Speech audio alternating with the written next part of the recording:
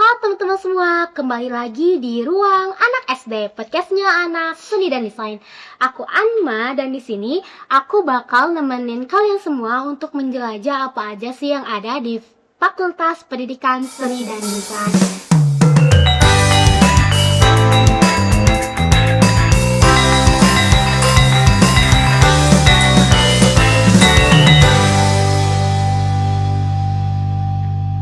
Nah, ngomong-ngomong soal seni, di sini ada seni yang bukan hanya berekspresi dari imajinasi, tapi ada gerak, olah tubuh, dan benar-benar semua hal yang bisa langsung dilaksanakan secara fisik, yaitu ada seni tari.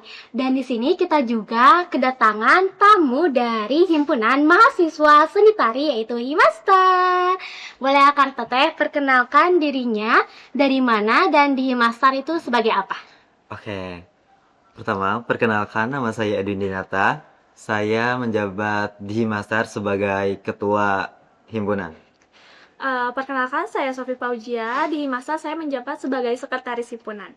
Oke, baik. Ngomong-ngomong soal himpunan nih, kira-kira dari setiap kabinet itu kan pasti ada visi dan misinya ya.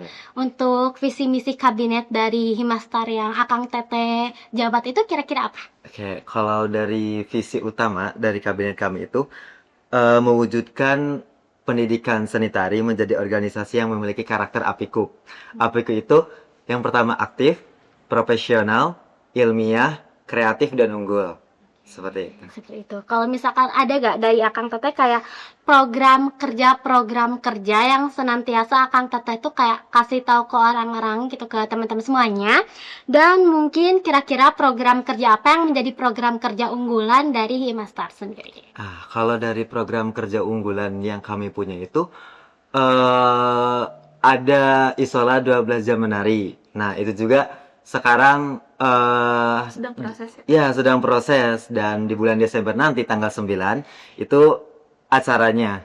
Boleh diceritain Akang Teteh kalau 12 jam isola menari itu apa sih? Jadi untuk 12 jam menari ini tuh kegiatan yang sudah berlangsung selama 15 tahun, di mana tahun ini tuh kita yang ke-15. Jadi kegiatannya itu memang kita ada open recruitment untuk penari 12 jamnya, yang mana nanti tuh setelah pemukulan gong di pagi hari, itu mereka menari selama 12 jam. Yang mana menarinya nanti berakhirnya juga di pemukulan gong di jam yang sama ketika kita pemukulan gong di pagi hari. Nah, selain dari penari 12 jamnya juga ada tarian-tarian lain yang ditampilkan oleh sanggar dan instansi ya, Kang. Yes. Kalau dari 12 jam isola menari itu tuh orangnya tetap yang itu aja atau misalkan ada pergantian? Setiap tahun itu selalu ada pergantian, soalnya kami emang merekrut dari luar gitu untuk si penari 12 jamnya itu. Jadi kayak udah biasa gitu ya Iya. selama Iya. 15 tahun. Kalau misalkan boleh tahu dari akangnya sendiri gitu kan pasti ada manajemen produksi ya untuk melakukan itu. Nah, gimana caranya dari Akang Teteh gitu bisa memanage secara organisasi itu secara beraturan gitu. Sementara kan kita tahu gitu kan kalau stigma-stigma di luar sana tuh ngasih tahu kalau misalkan anak seni itu kadang nggak beraturan, nggak tahu aturan, atau kadang kayak santai aja kayak gitu.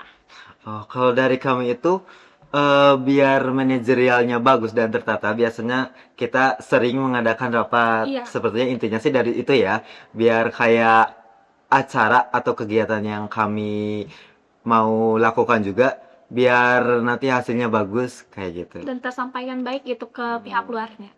Berarti itu juga salah satu cara yaitu komunikasi gitu Iya, kan, komunikasi.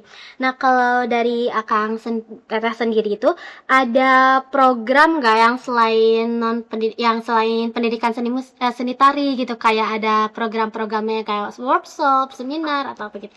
Kalau itu ada sih. Kayak kemarin juga kita mengadakan workshop ya. Itu sebetulnya ada apa namanya program dari ketua himpunan yang lalu. Terus kita ambil lagi karena emang itu bagus menurut kita. Namanya itu Ini Star Talk. ya Star Talk. Itu kayak membuat workshop tari gitu. Kita mengundang maestro tari Sunda khususnya gitu. Lalu kita mengadakan workshop. Nah, kemarin juga dari Jugala sempat datang ke kita untuk mengadakan workshop juga. Kalau untuk audiensnya sendiri gitu, apakah ada program kerja yang biasanya di audiens tuh secara internal atau misalkan secara eksternal semua boleh lihat gitu? Ada sih ya Kang, kalau misalkan program kerja yang memang sifatnya audiensnya itu internal, biasanya kita yang memang program kerja dari setiap divisi Iya. itu biasanya memang audiensnya internal. Tetapi kalau untuk audiens eksternal, biasanya di program kerja yang memang cakupannya tuh luas atau program kerja unggulan seperti Isola, Iya. Startalk kayak gitu. Kalau misalkan biasanya tuh kan ada program UAS, program UAS. Iya. Iya. Nah, yang kayak gitu itu dikelola oleh Himastar juga atau gimana? Nah, kalau dari untuk mata kuliah, biasanya itu emang dari kelas atau garapannya tuh membuat kepanitiaan sendiri ya. Jadi kita tuh dari himpunannya tidak menutup kemungkinan kalau membantu juga karena emang ilmu yang kita dapatkan di himpunan tuh bisa direalisasikan di perkuliahan juga. Jadi gitu. Kalau misalkan ada nggak tantangan terbesar dari Akang sama Teteh gitu selama menjabat, baik itu dari manajemen produksi maupun di luar dari manajemen produksi? Ya, kalau dari tantangan mungkin dari setiap organisasi itu dari komunikasi ya. Yang pertama itu. Terus kayak memanage waktu kita. Sedangkan sekarang itu kita kan banyak proses latihan gitu. Kayak untuk yang saat ini nanti UAS gitu kan. Kita tuh sering terbagi waktu. Jadi ya gimana caranya kita harus bisa membagi waktu ya menjalani keduanya antara perkuliahan dan organisasi juga. Nah, ngomong-ngomong soal membagi waktu nih, kan pastinya ada antara buat UAS atau buat organisasi, di mana kita juga kan harus latihan secara fisik dan sebagainya.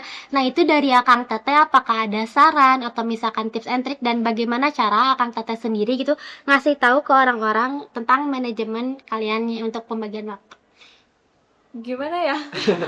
Kalau pembagian waktu itu biasanya kita melihat Urgensinya sih. ya urgensinya apa dulu. Misalkan kalau emang waktu terdekat apa yang mau kita lakukan itu dari himpunan, biasanya kita meloyalitaskan ke himpunan dulu. Terus kita juga walaupun emang sedang berproses di apa namanya di perkuliahan, tapi kita suka menyempatkan waktu. Biasanya emang di perkuliahan kan kita memakai waktu weekday saja. Iya. Nah, kita biasa menggunakan di weekendnya untuk organisasi kayak gitu. Berarti pakai weekend juga gitu. Ya. Asik, wow, keren ya.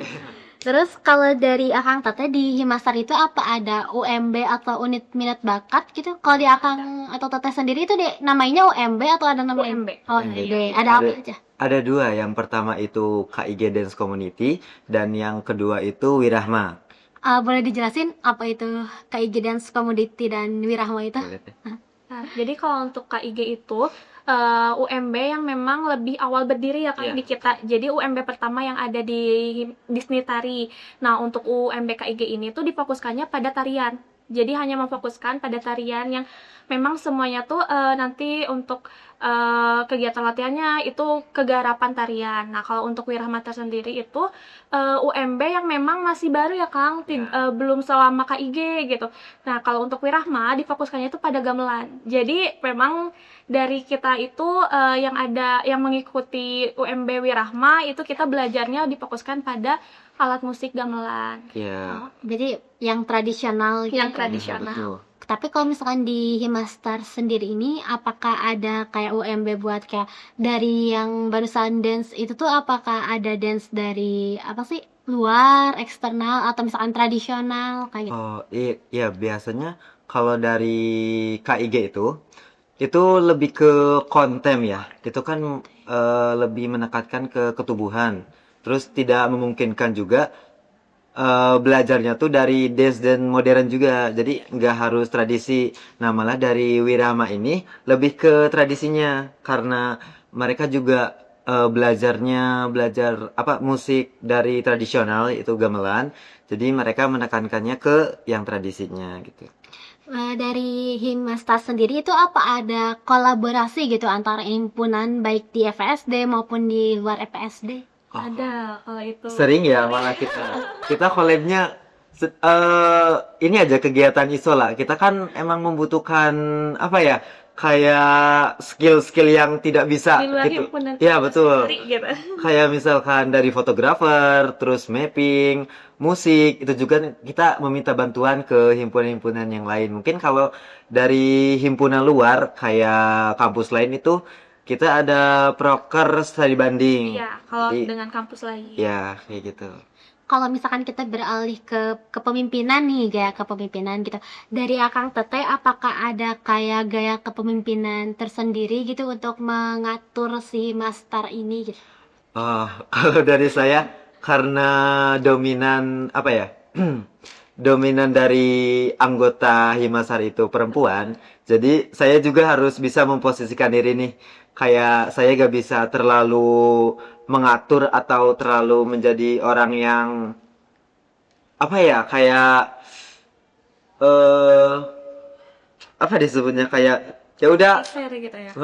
kayak seperti gitu. Jadi saya harus lebih dekat gitu loh ke anggota-anggota saya seperti itu. Kayak kalian tuh harus ngerangkul. Iya, seperti itu. Sistemnya emang beda ya. Apalagi saya waktu awalnya kan di SMK yang dominan laki-laki gitu kan. Ya udah bisa kayak masing-masing egois, cuman tanggung jawabnya tuh sama. Nah, kalau sekarang tuh beda. Jadi saya harus banyak penyesuaian sih. Jadi emang jadi pemimpin tuh harus banyak menurunkan ego gitu. Iya, apalagi dengan wanita kan harus hati ke hati gitu ya. Harus memainkan hati gitu. Betul, soalnya beda gitu cara nge-treat Iya, dan betul cowok sekali gitu itu. kan. Betul.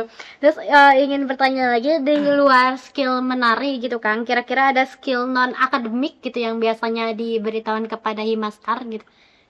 Selama aktif Iya, berorganisasi. selama aktif berorganisasi. Gimana, Kang? Apa ya yang kalau dari itu mungkin dari ini ya, kayak karya kepenulisan mungkin ya. Tapi itu juga di seni tari itu mungkin agak kurang dari kepenulisan itu. Tapi emang ada beberapa orang yang bisa, makanya di program kepemimpinan saya juga membuat program yang namanya Start Tulis. Jadi di situ tuh membuat workshop atau pelatihan membuat karya tulis ilmiah. Jadi kita tuh gak hanya pintar dalam menari, tapi dalam membuat karya tulis juga kita tuh mampu kayak gitu.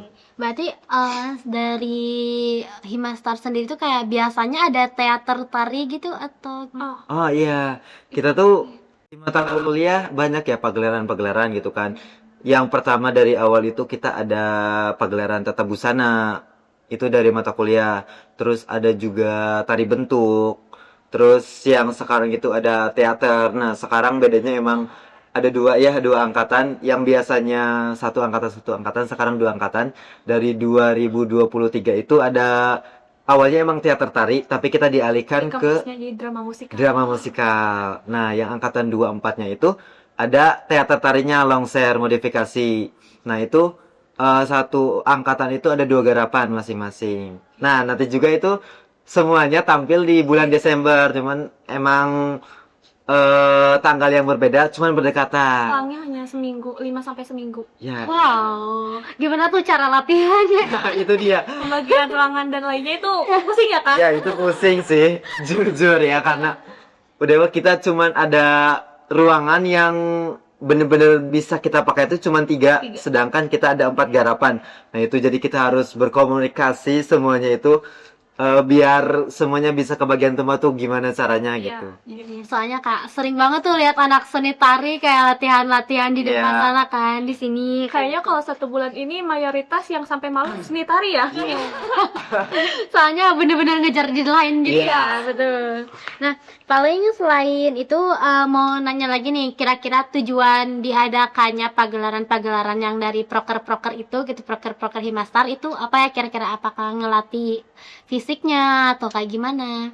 Sebenarnya kalau untuk pagelaran itu biasanya kita output dari mata kuliah. Iya. Kalau untuk pagelaran. Nah, kalau untuk pagelaran yang dinaungi oleh himpunan itu biasanya di mahasiswa baru ya, Kang. Betul. Karena itu sebetulnya outputnya itu manajemen. Kita ngajarin manajemen ke mahasiswa baru yang mana nanti tuh kepake nih kayak kita sekarang lagi mau ada pagelaran di mata kuliah. Jadi kita tuh udah tahu karena udah sempat diajarin kayak gitu. Iya, apalagi kan emang mereka tuh masih awam ya. Iya. Mungkin ada beberapa yang tahu, cuman disebutnya mereka semua tuh masih awam. Jadi kita memperkenalkan manajemen dan alur birokrasi yang biasa kita pakai di sini untuk mereka, bekal mereka nanti pada saat pagelaran yang akan datang gitu kan. Karena banyak birokrasi yang berbeda Iya. ya di SMA dan di sini gitu. Jadi emang setiap tahun tuh ada perbedaan birokrasi gitu ya. Iya sih. Yang kita rasakan ya. Ada aja gitu, ada yang berbeda gitu dari birokrasinya. Oke. Berarti kalau dari Akang Teteh itu kan banyak ya, kalau misalkan beberapa tuh pasti ada anggota himpunan yang kurang aktif gitu. Kira-kira dari Akang Teteh gimana tuh cara nge-reach out mereka biar tetap aktif segala macam gitu. Ya, kita sebetulnya mungkin dari ketidakaktifan mereka tuh mungkin karena jenuh dengan kegiatan yang seperti itu aja. Nah, kita juga punya proker yang internal. Itu ada coaching, terus ya ada FGD, terus ada move up. Di situ kegiatannya kayak kita apa ya? Kan himpunan aja. Nah, betul, kayak kita ngasih atau apa ya, memberi apresiasi kepada anggota-anggota dan divisi yang sudah melakukan proker gitu. Nanti divisi yang terbaik, terus anggota yang terbaik gitu. Itu bikin seru sih menurut saya ya. Terus kayak ada diskusi terbuka tentang himpunan ataupun dari yang luar, itu kayak membuat kekeluargaan kita itu menjadi dekat. Iya. Kayak gitu.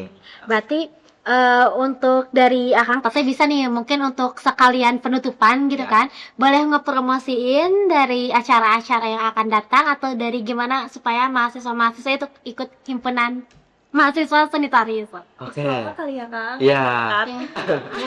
Yang terdekat ini kita ada Isola 12 Jam Menari.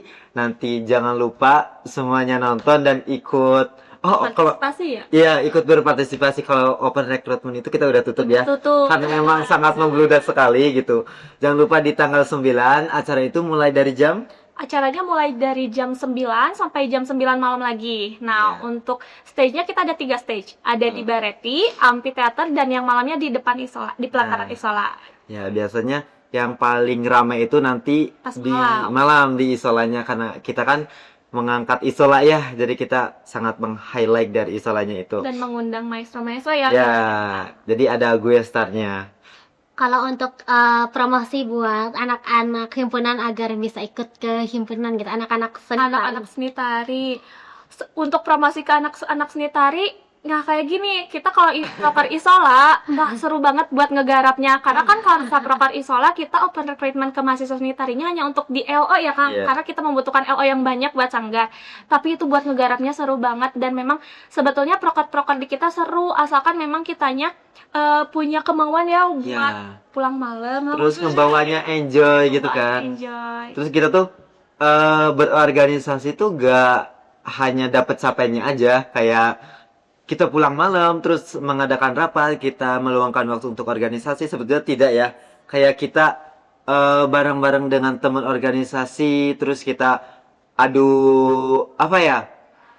Bukan kayak Kayak gitu.